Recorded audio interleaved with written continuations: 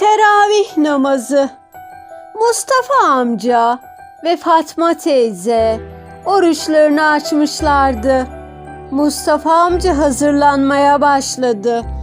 Ahmet ve Azra, "Dedem nereye gidecek?" diye sordular.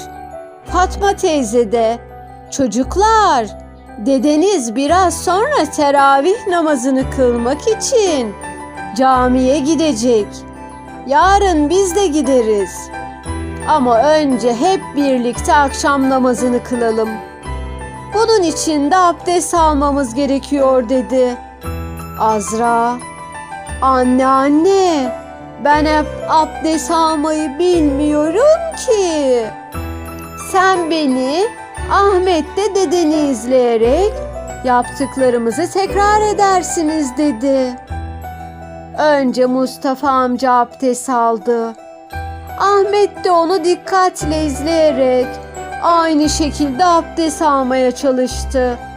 Daha sonra da Azra ve anneannesi abdest aldılar. Sıra namaz kıyafetlerini giymeye gelmişti. Azra, "Anneanneciğim, Ahmet ve ben namaz kılmayı da bilmiyoruz ama annemle babamı namaz kılarken izlemiştik," dedi.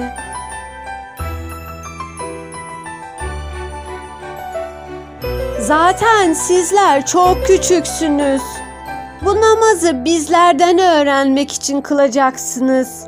Bizlerin hareketlerini takip etmeniz yeterli," dedi Fatma teyze. Her ikisi de anneanne ve dedelerinin yaptıklarını sırayla tekrar ettiler. Ardından Mustafa amca onlara bir namaz duası öğretti. Sonra da Sübhaneke duasını ezberledikleri için Azra ve Ahmet'e ödül olarak şeker verdi. Ne güzel bir geceydi. Ardından Mustafa amca Ramazan ayında kılınan ve sevabı bol olan teravih namazını kılmaya gidiyorum, dedi.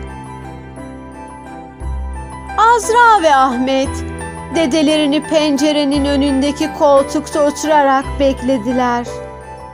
Mustafa amca camiden döndüğünde, "Bu saate kadar beni mi beklediniz?" "Evet," dedi her ikisi de. Mustafa amca gülümseyerek, "Ben de namaz kıldıktan sonra hepiniz için dua ettim," dedi. Fatma teyze gülümseyerek, "Allah dualarını kabul etsin. Ben de teravih namazımı evde kıldım," dedi. O gece Mustafa amca Azra ve Ahmet'e camide neler yaptığını tek tek anlattı.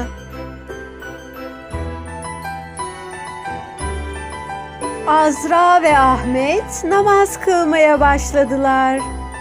Hadi biz de iki resme bakıp aralarındaki farklılıkları bulalım.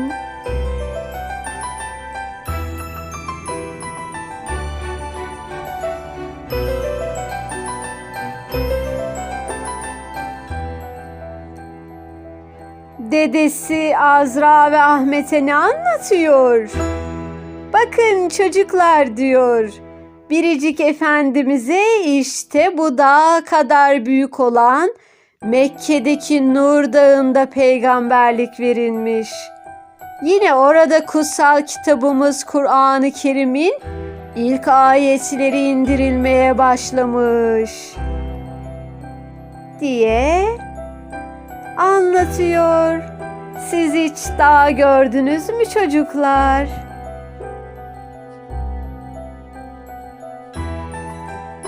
Azra Ahmet ne yapıyor?